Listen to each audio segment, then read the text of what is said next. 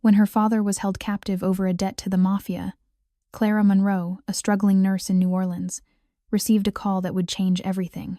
Dominic Varezzi, the city's most notorious crime lord, offered her a deal, a temporary marriage in exchange for her father's freedom. He promised, "After the wedding, you can leave." But beneath the city lights and lavish parties, Clara began to realize with Dominic, nothing was ever temporary. And when a blood feud between families erupted, she faced an impossible choice: escape from him, or save the man who had captured her heart. The phone rang at 2:47 a.m., shattering the silence of Clara's studio apartment like glass hitting concrete. She knew before answering. Hospital shifts had trained her to recognize emergencies by the quality of silence that preceded them. But this wasn't the hospital. The screen showed an unknown number with a local area code. Clara. Her father's voice cracked through the line, stripped of the easy warmth she'd known her entire life. "Don't do what he's asking. Please, just let me." The phone changed hands. She heard it in the rustling, the brief moment of static. "Miss Monroe." A different voice now, smooth as aged bourbon, with an accent that suggested private schools and old money. "Your father is safe. For now, we have a business arrangement to discuss." Clara's fingers tightened around her phone. Through her window, the February frost created intricate patterns on the glass, beautiful and cold. "Who is this?" "Dominic Varezzi. Your father borrowed money from associates of mine, $60,000. He has been unable to repay." The name landed like a stone in dark water. Everyone in New Orleans knew the Varezzi family. They owned half the city's construction contracts, a third of its restaurants, and according to whispered rumors at the hospital, controlled the flow of everything illegal from the ports to the French Quarter. "I can pay you back." Clara's mind raced through numbers. Her savings account held $8,000. Maybe she could take extra shifts, sell her car. "Give me time, I don't want your money, Miss Monroe." The pause stretched between them, heavy with implication. "What I'm offering is an arrangement. 6 months of your time. A marriage purely contractual, you understand. At the end of that period, your father's debt is forgiven, and you walk away. Free." Clara's breath fogged the cold window. A marriage. On paper and in public. Nothing more than theater. "You'll have your own space, your own life. All I require is your presence at certain events. The appearance of legitimacy." "Why me?" "Because your father made you collateral when he signed his loan documents, and because I have need of a wife who won't ask questions she doesn't want answered." Her reflection stared back from the dark window, exhausted, hollow-eyed, wearing scrubs stained with someone else's blood from a 12-hour shift. Behind her reflection, the small apartment felt suddenly suffocating. The water-stained ceiling, the radiator that clanked through winter nights, the medical school debt that would take 20 years to repay. "If I refuse?" Dominic's voice didn't change, but something in it sharpened. "Your father is currently staying at my property on the river. The security there is excellent. Much better than the alternatives he'd face if left to handle his debts through traditional channels." Translation: Her father was a hostage. "Let me talk to him again. Tomorrow, after you've made your decision. I'll send a car to your apartment at noon. The driver will bring you to my office, where we can finalize the details." He paused. "Miss Monroe, your father borrowed from dangerous people. I bought his debt to protect him. This arrangement benefits us both." The line went dead. Clara stood at her window until dawn broke over the city, the frost patterns melting into water that ran down the glass like tears.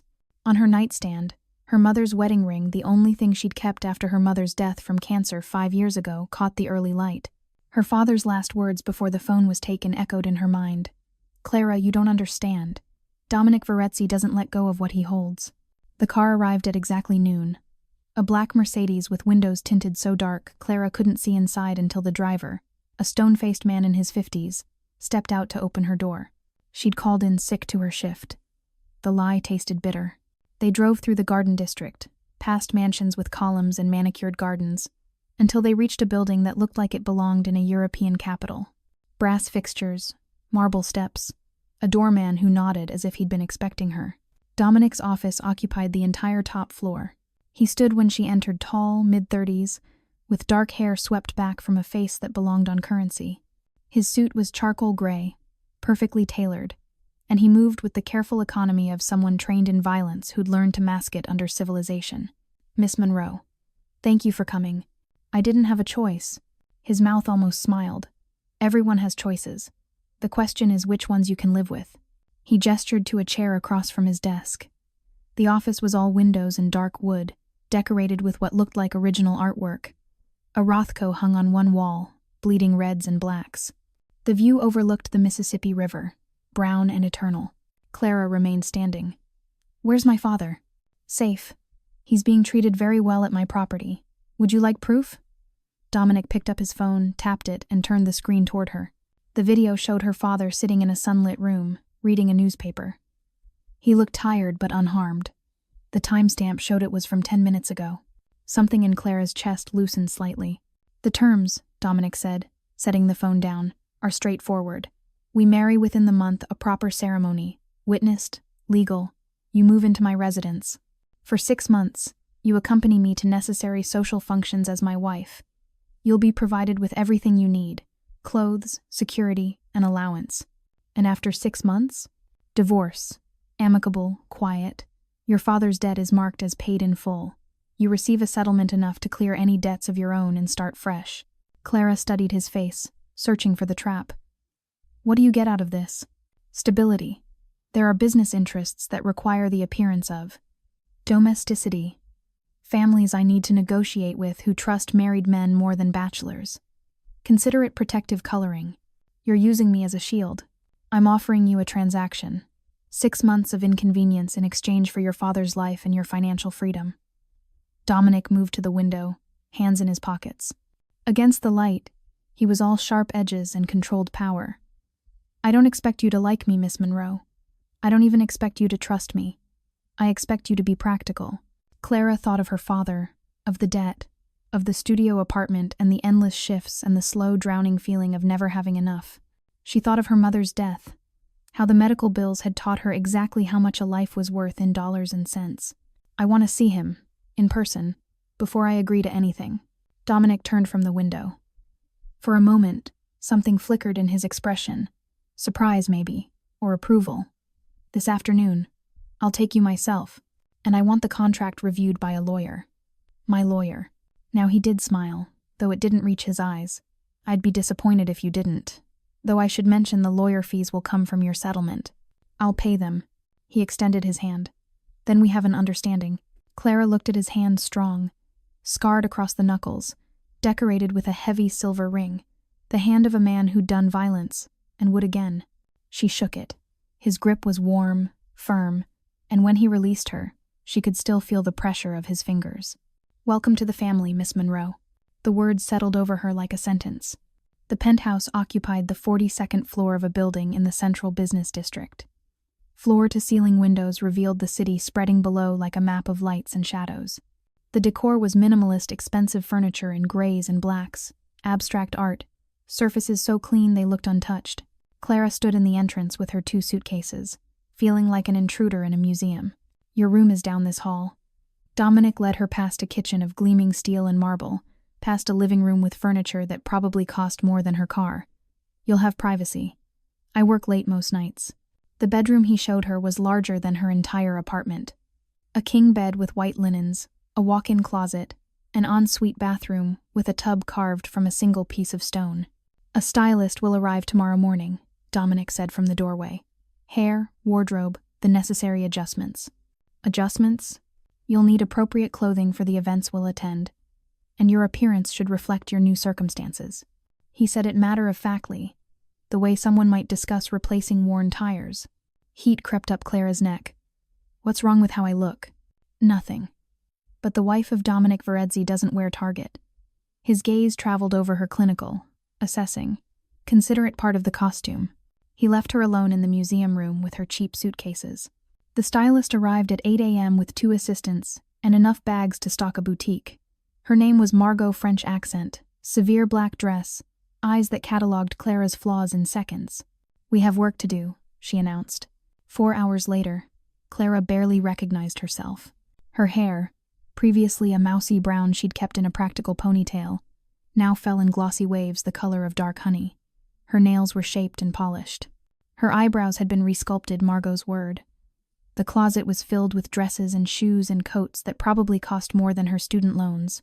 Margot insisted she wear one of the dresses, a navy silk sheath that hugged her body and made her look like someone who belonged in this glass tower. When Dominic returned that evening, he found her standing at the windows, watching the city lights blur through threatening rain. He came to stand beside her, silent for a moment. His reflection in the glass was sharp and dark, contrasting with her new polish. "You look perfect," he said quietly. Clara kept her eyes on the city. "I look like someone else." "Good. That's the point." He turned to face her fully, and she was forced to meet his gaze. This close, she could see flecks of gold in his dark eyes, a small scar near his temple. "The engagement party is tomorrow night.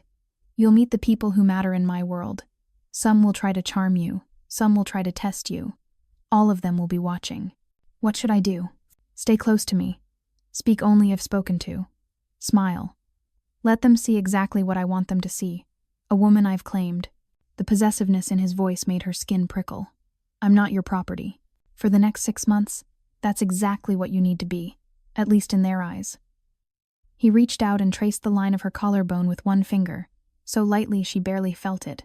"You were born for this world, Clara. You just don't know it yet." She stepped back from his touch. "Don't." Something dark flickered across his face, not anger, but something more dangerous. Hunger, maybe, or challenge. "Tomorrow night," he said, 8 o'clock. "Wear the red dress. Margot left it in your closet."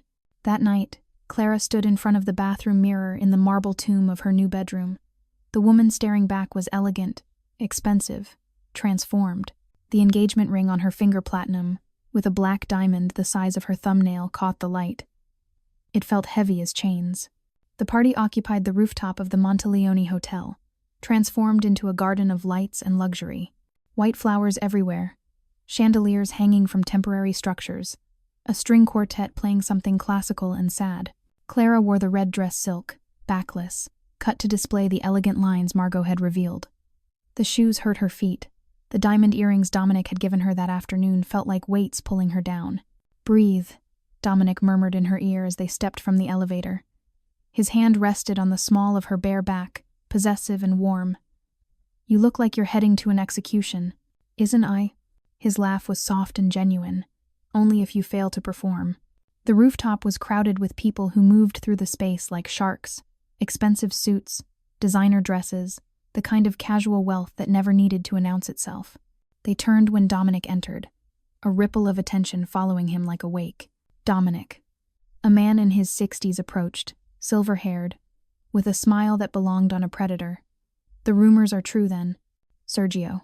Dominic's hand tightened slightly on Clara's back. "May I introduce Clara Monroe, my fiancé." Sergio Vega Clara had been briefed on the names that mattered.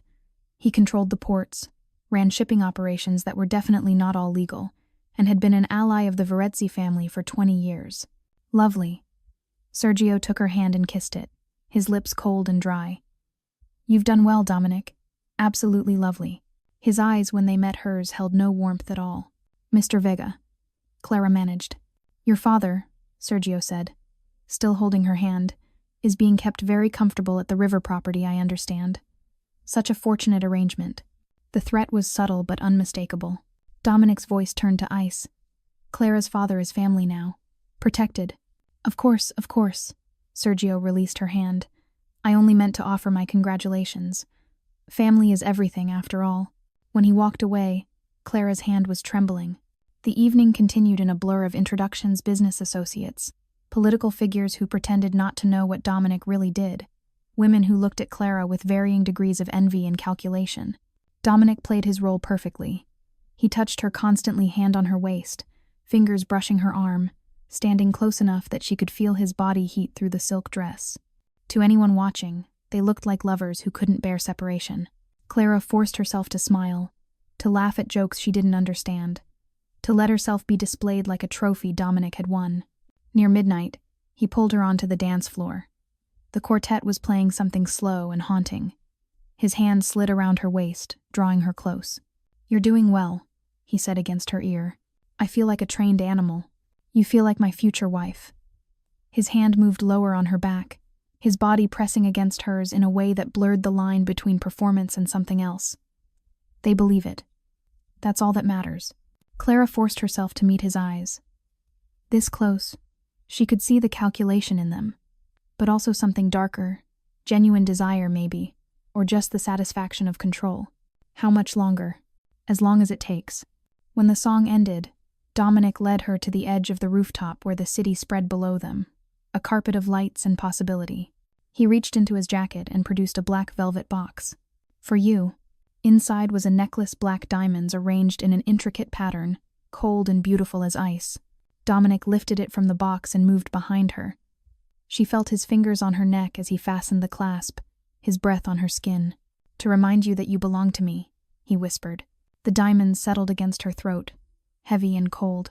When they returned to the party, Sergio Vega was watching them from across the rooftop, his smile sharp as broken glass.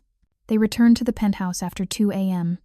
Clara's feet ached from the heels, her face hurt from smiling, and the diamond necklace felt like a collar around her throat.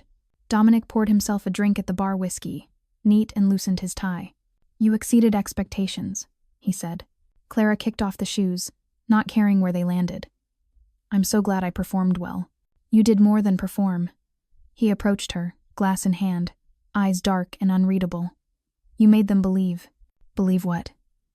"That you own me? That you want to be owned."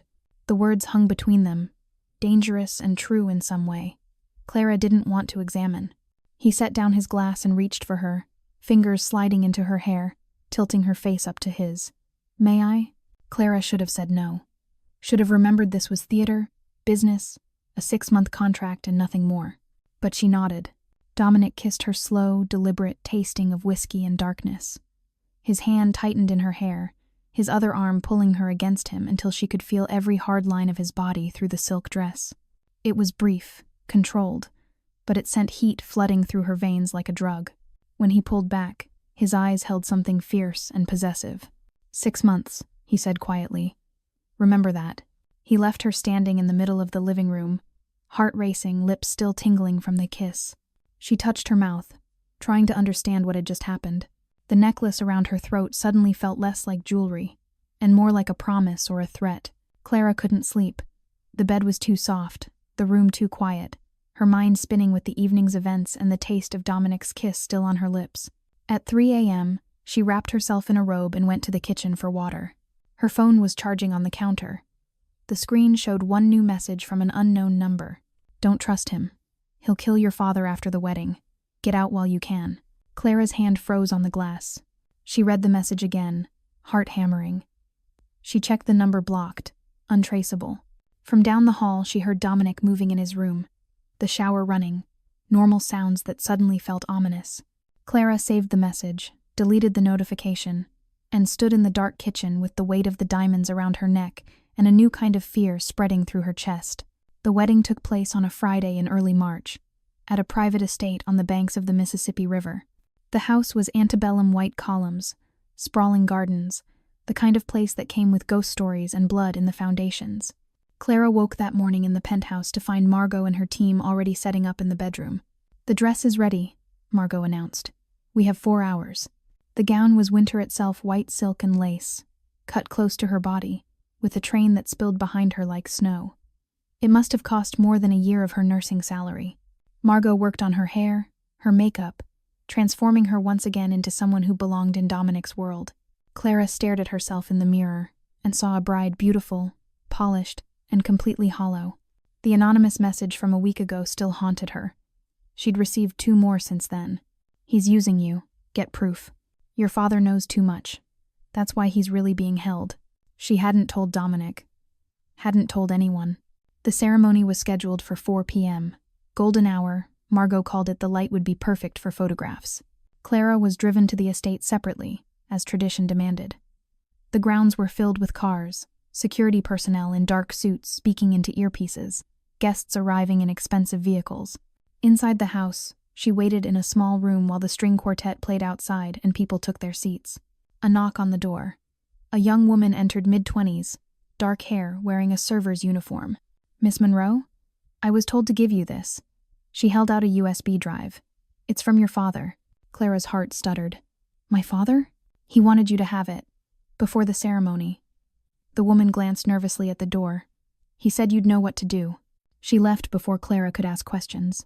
The USB drive was small, black, anonymous. Clara's laptop was in her bag. She'd brought it, thinking she might need to review the vows Dominic had written. Her hands shook as she plugged in the drive. One folder. One video file. She clicked play. The video showed a warehouse, concrete floors, harsh lighting. Her father sat in a chair, but he wasn't bound. He was talking to someone off camera, and the audio was clear. "The shipment routes," her father said. "Vega's been using Varezzi's containers to move product without his knowledge. He's setting Dominic up to take the fall when the feds move in." The camera panned. Sergio Vega stepped into frame, smiling his predator smile. "And you have documentation? Copies of everything. Insurance, in case." Her father's voice wavered. "In case something happens to me." "Nothing will happen to you, Thomas. As long as Dominic marries your daughter and signs the harbor contracts over to me. The wedding is just a formality, a way to keep him distracted while we finalize everything." The video ended. Clara sat frozen, the laptop screen glowing in the dim room. The pieces rearranged themselves in her mind with terrible clarity. Her father hadn't borrowed money for gambling or business. He'd uncovered evidence of Vega betraying the Varezzi family. Vega had arranged her father's debt to force this marriage, to keep Dominic distracted and compliant. The anonymous messages had been Vega's people, trying to make her paranoid, to push her into running and breaking the deal before the contracts were signed. And Dominic, did he know?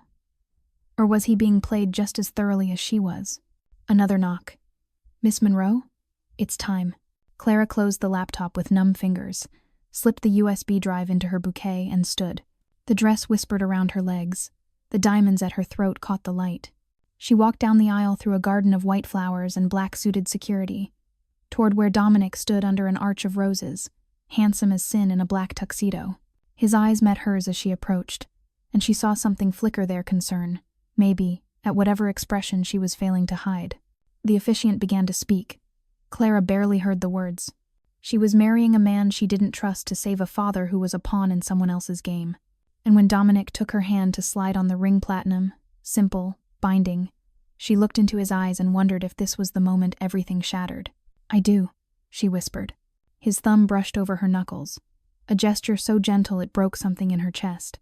"I do," he said, and kissed her like he meant it. The reception was elegant chaos, champagne, dancing, speeches that praised Dominic's business acumen and Clara's beauty in equal measure. She moved through it in a daze, the USB drive burning a hole in her consciousness. She needed to tell Dominic. But how, without exposing what she'd learned? Without putting her father in more danger? Near midnight, they were finally alone in the master suite of the estate, a room prepared for the wedding night, all candles and expensive linens and romantic pretense. Dominic closed the door and immediately went to the window, pulling off his bow tie with visible relief. Thank God that's over. Clara stood in the center of the room, still in her wedding dress, feeling the weight of everything unsaid pressing down on her. "Dominic." Something in her voice made him turn. "I know about the file," he said quietly. Clara's breath stopped. He crossed to her, each step measured. "The USB drive. I know your father had someone give it to you." "You knew?" "I've known about Vega's plan for 2 months." He stopped in front of her, close enough that she had to tilt her head back to meet his eyes. "Why do you think I arranged this marriage?" Clara's mind reeled. This whole thing, was my idea, yes." Dominic reached up and touched her face, a gesture almost gentle. "Your father uncovered Vega's betrayal. Vega tried to use him as leverage. I bought your father's supposed debt to protect him and keep him close while I gathered evidence." "And me?" His hand fell away. "You were part of the cover. A distraction, as Vega planned. But also," he turned back to the window, "a genuine marriage gives me legal protections Vega can't touch. Assets, contracts, everything tied up in ways that make me harder to eliminate. So I'm a human shield. You're my wife." He said it with an edge of something raw. "And that means something, even if it started as strategy." Clara's hands shook as she reached into her bodice and pulled out the USB drive. "Have you seen what's on this?" Dominic took it, his expression unreadable. "Video evidence of Vega confessing the setup, I'm assuming? You already have a copy. 3 copies. Plus documentation your father compiled over 6 months." He set the drive on the dresser. "Vega thinks he's won. He thinks after tonight, I'll sign over harbor access and he'll own my operations. Instead, tomorrow morning, federal agents will raid his warehouses, his accounts will be frozen, and his alliance with the Varezzi family will be terminated." The calm in his voice was terrifying, What happens to my father? Witness protection, if he wants it, or a new position in my legitimate businesses, far from New Orleans. His choice. Dominic turned back to her. I told you from the beginning your father was protected. I meant it. Clara sank onto the edge of the bed, the dress pooling around her like foam. Why didn't you tell me? Because I needed your reactions to be genuine. Vega had people watching you. If you'd known the truth, it would have shown. So you manipulated me. Yes. The honesty was almost worse than a lie. And now? Clara looked up at him. The wedding's done. The contracts are signed. What happens now? Dominic moved to kneel in front of her, bringing their eyes level. This close, she could see the exhaustion in his face, the tension he'd been hiding under control. Now, you have a choice. The marriage is legal, but you can file for annulment. Claim coercion. I'll support it. You'll get your settlement, your father goes free, and you never have to see me again. That's what you want? His hand came up to cup her jaw. What I want is irrelevant. You married me under false pretenses. You deserve to choose whether you want to stay. Clara's heart hammered against her ribs. His touch was warm, steady, and nothing like the cold calculation he'd shown her before. How long do I have to decide? As long as you need. His thumb brushed her cheek. But Clara? I told you this marriage would last 6 months. What I didn't say is that I hoped he stopped. Something almost vulnerable crossing his face. I hoped you might want it to last longer.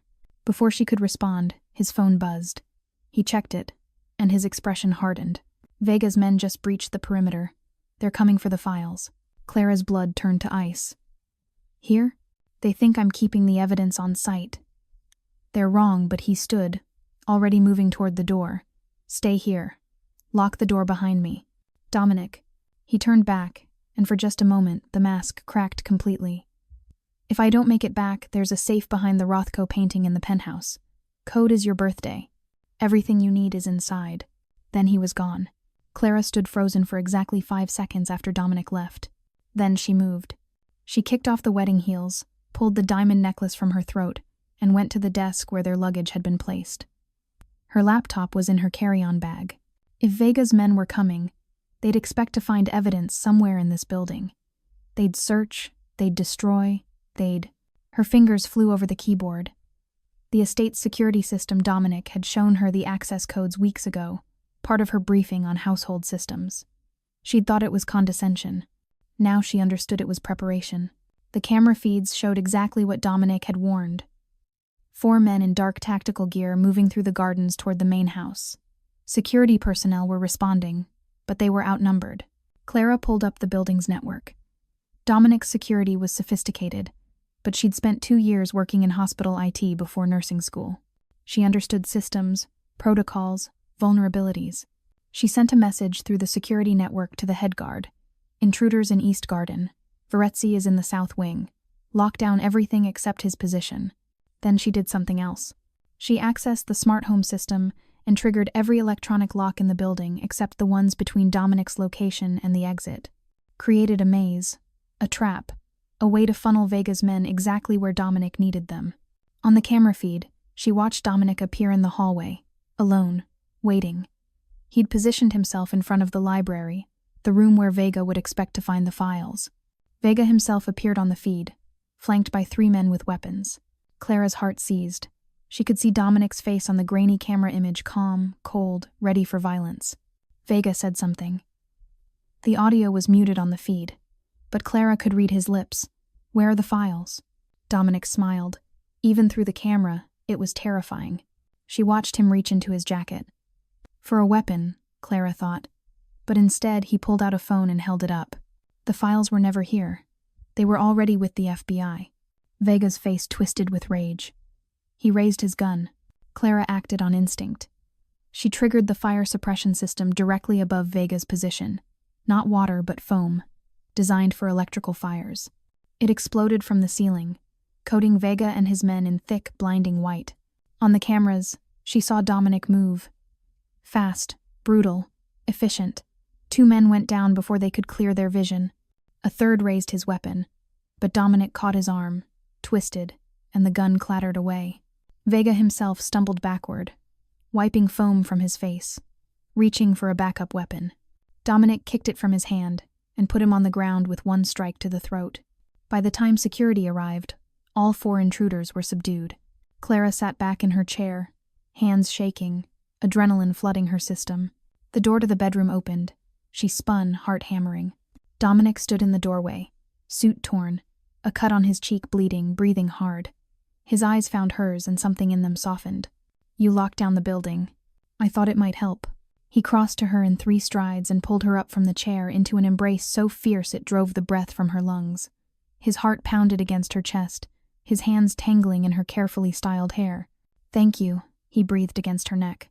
Clara wrapped her arms around him, feeling the heat of him, the solid reality of him alive and whole. When he pulled back, his hands framed her face. "You could have run. The security lockdown, you could have used it to escape. Why didn't you?" "Because," Clara stopped, the truth too big and terrifying to speak. "Because I wanted to make sure you survived." His kiss was nothing like the controlled performance at the ceremony. It was desperate, grateful, real. His hands slid down her back, pulling her against him until there was no space between them. When they broke apart, both breathing hard, his forehead rested against hers. "I told you at the beginning this would last 6 months," he said quietly. "I lied. From the first moment I saw you, I knew I wouldn't want to let you go, Dominic. But I will, if that's what you want. You're free, Clara. You've always been free." She looked up into his dark eyes and made her choice. The attack came 3 days later, when they'd both started to believe the worst was over. Vega was in federal custody. His operation was being dismantled. Clara's father had accepted a position managing one of Dominic's legitimate construction firms in Atlanta, far from New Orleans and the life he'd accidentally stumbled into. Everything should have been safe. Clara was at work her first shift back at the hospital after the wedding. She'd insisted on returning, needing the normalcy of her old life even as she adapted to her new one. Dominic had argued, wanting her to stay protected, but eventually conceded. That concession almost killed her. She was in the emergency department, treating a teenager with a broken arm, when the hospital's overhead system crackled to life. Code Silver. Code Silver. Active shooter in the building. All personnel shelter in place. Clara's training took over. She moved the teenager into a supply closet, locked the door, turned off the lights. Her hands were steady even as her heart hammered. Through the small window in the door, she saw hospital security running past, heard shouting, a gunshot that echoed through the corridor. Her phone buzzed. A message from Dominic. "Where are you?" "Hospital. Code Silver. I'm safe in supply closet, East Wing ER. His response was immediate. "Stay there. I'm coming." "No, Dominic, it's not safe." But he'd stopped responding. Clara waited in the dark with the frightened teenager, listening to chaos outside. More gunshots, screaming, the sound of doors being kicked in. Then, closer. Voices in the hallway. "Varezzi's wife. Where is she?" Clara's blood turned to ice. This wasn't a random shooting. This was an attack meant for her. She was treating someone in here. Find her. Vega wants her alive. Vega. But Vega was in custody. Unless, of course, his organization wouldn't crumble just because he was arrested. Someone was taking his place, finishing his vengeance. Clara looked around the supply closet for anything she could use as a weapon. Medical supplies, bandages, IV poles, nothing that would stop a man with a gun. The teenager beside her was crying silently, clutching his injured arm. "It's going to be okay," Clara whispered, hoping it wasn't a lie. Footsteps stopped outside their door. The handle turned. "Locked. Check all the rooms. She's here somewhere." Clara made a decision. She couldn't stay hidden while they terrorized the entire hospital looking for her. She pulled out her phone and texted Dominic. "East Wing ER. Supply Closet 4. 2 gunmen searching. I'm going to draw them away." "No. Stay put." 5 minutes. But Clara was already moving. She looked at the teenager. "When I leave, lock the door again. Don't open it for anyone except security or police. Understand?" The kid nodded, terrified. Clara took a deep breath, unlocked the door, and stepped into the hallway. The 2 men in tactical gear turned toward her. They were professionals, organized, prepared, and they recognized her immediately. "Mrs. Varezzi, you're coming with us." Clara ran. She knew this hospital like her own heartbeat. Every corridor, every stairwell, every shortcut. She sprinted toward the main atrium. the most public space in the building, where cameras and witnesses would make execution harder. Behind her, heavy footsteps pounded. A shot cracked over her head, intentionally missing, meant to terrify her into stopping. She burst through the atrium doors into a space filled with patients and visitors, all sheltering under chairs and behind the reception desk. Security was trying to control the exits, evacuation hampered by the Code Silver protocols. Clara skidded to a stop in the center of the open space. The two gunmen emerged behind her, weapons raised. "Don't make this harder," one of them said. "Vega wants you breathing."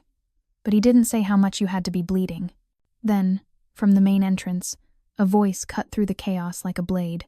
"Touch her, and you're dead." Dominic walked through the hospital doors flanked by 4 men in dark suits, all armed. He looked like vengeance in expensive clothing controlled violence barely leashed. The gunman hesitated.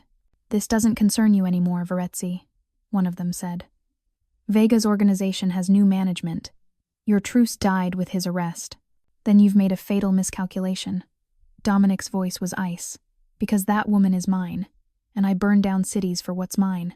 Clara stood frozen between the two forces, her heart hammering. "Dominic," she said quietly. "Don't—" But he'd already moved. Fast, brutal, impossibly precise. He closed the distance to the nearest gunman in seconds, disarming him with a strike that shattered bone, then using the captured weapon to cover the second man. His security team had the other gunman on the ground before Clara could blink. It was over in less than 30 seconds. Dominic crossed to her, his expression softening only when his hands touched her face. "Are you hurt?" "No." Clara's voice shook despite her training. "There's a kid in the supply closet, room 4. He needs—" "I'll send someone." He pulled her against him, his arms a fortress. "We're leaving. Now." "I can't just leave. There are patients. The police are here. Hospital security has control.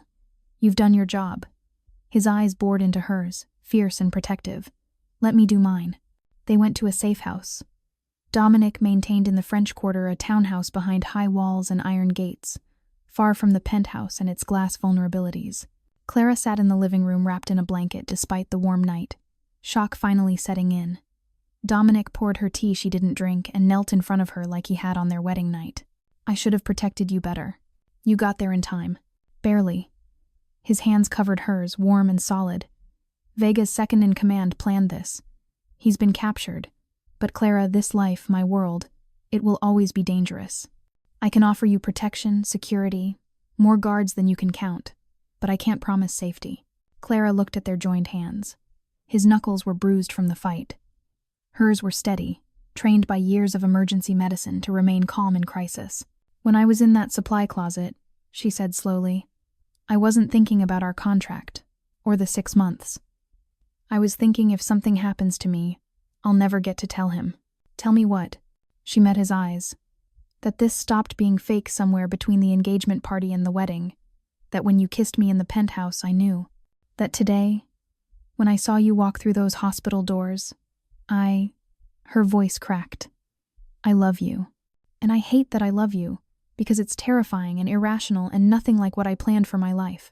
Dominic's expression cracked open. The control he maintained so carefully shattered, revealing something raw and desperately human underneath. "Clara." He pulled her down to him, his forehead pressing against hers. "I've loved you since the day you stood in my office and demanded to see your father. Since you negotiated terms instead of just accepting them. Since you looked at me like I was something more than the monster everyone else sees. You are more than that. Only with you." His hand slid into her hair, cradling her face. "Only ever with you." When he kissed her, it wasn't performance or strategy. It was promise, messy and desperate and absolutely real. They stayed like that for a long time, holding each other in the safe house while the city hummed outside and the weight of everything they'd survived settled into something almost like peace. Finally, Dominic pulled back enough to meet her eyes.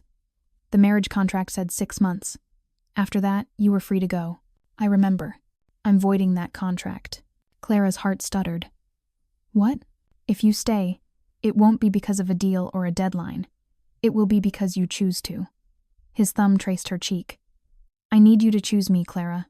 Not the protection, not the lifestyle, not the convenience. Me.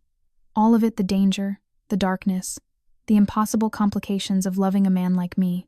Clara thought about her studio apartment and medical school debt, her normal life of ER shifts and quiet solitude. The version of herself who'd existed before a midnight phone call changed everything. That woman felt like a stranger now. "I choose you," she said.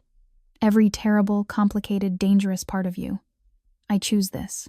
His smile was pure relief and joy. "Then we do this right. A real marriage, not a contract. Whatever you want wedding, vows that aren't business terms, time to date without the world watching. I want," Clara laughed, surprising herself. "I want to go back to the hospital, keep my job, keep being a nurse. Can I do that in your world? You can do anything you want. I'll assign security. Subtle security. Subtle as shadows." He kissed her again, soft and sweet. "What else? Sunday dinners with my father when he visits.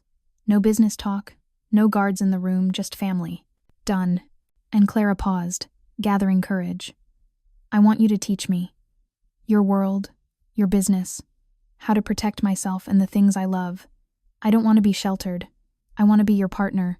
Dominic's eyes darkened with something fierce and proud. "My dangerous wife. Your only wife. For the rest of my life," he agreed. Later, when dawn broke over New Orleans, they were still awake, tangled together on the safe house couch, making plans that had nothing to do with contracts and everything to do with choosing each other every single day. The black diamond on Clara's finger, the ring that had once felt like chains, caught the early light. She twisted it, watching it sparkle, feeling its weight. Not chains anymore. A promise. A choice. Her choice. The hospital staff room buzzed with normal chaos, nurses changing shifts, doctors grabbing coffee, the familiar rhythm of exhaustion and dedication that Clara had missed during her weeks away. She was back in scrubs, hair in a practical ponytail, looking like the woman she'd been before Dominic entered her life. Except for the ring and the shadow in the corner, Marcus, her security detail, pretending to read a magazine while actually monitoring every entrance. "Mrs. Varezzi?" One of the new residents approached nervously. "The patient in 5 needs—" "Clara," she corrected gently. "Just Clara here." The resident nodded, still intimidated. Everyone knew who she'd married. The hospital board had been thrilled when she'd returned, seeing her presence as some kind of security guarantee. The other nurses had taken longer to warm back up, uncertain of her now that she'd crossed into another world. But slowly, over weeks, she'd proven she was still the same person. Still willing to take the worst shifts, still first to respond in emergencies, still Clara who brought donuts and remembered birthdays. Her phone buzzed. A text from Dominic. "Done early. Dinner?" She smiled. "I'm off at 7. Meet at home? I'll cook." "You mean you'll have the chef prepare something?" "I'll be present while cooking occurs." Clara laughed and slipped her phone back into her pocket. "Everything okay?" Marcus asked quietly from his corner. "Everything's perfect." And it was. Not safe, not simple, not anything like she'd imagined her life would be, but perfect in its complications. She returned to her rounds, a nurse who happened to be married to the most dangerous man in New Orleans, a woman who'd been claimed and chose to stay claimed. Because love, she'd learned, wasn't about safety or logic or reasonable choices. It was about finding someone worth the risk. And Dominic Varezzi, Mafia boss, ruthless businessman, the man who'd promised she could leave but never really let her go, had been worth everything.